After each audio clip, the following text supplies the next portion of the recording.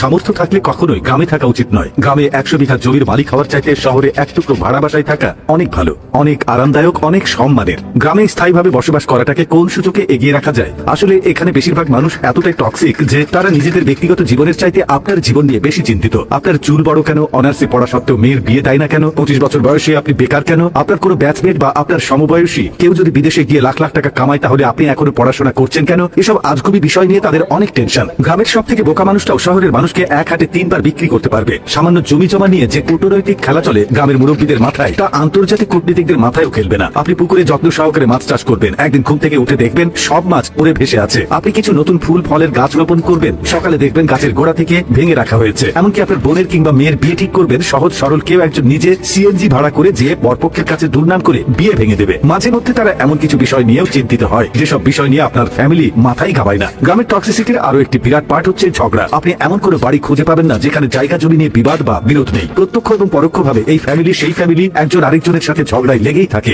1 ইঞ্চি জায়গা জমি নিয়ে আমলা মোকদ্দমার শ্লীল ভাষায় গালি মাথা ফাটি চলতেই থাকে হর হামেশায়। এইজন ওইজনের নামে গোপনে প্যাঁচ লাগিয়ে ঝগড়া বাঁধিয়ে দেওয়া, কাউকে পছন্দ না হলে তাকে নিয়ে গ্রামের জনে জনে কুৎসা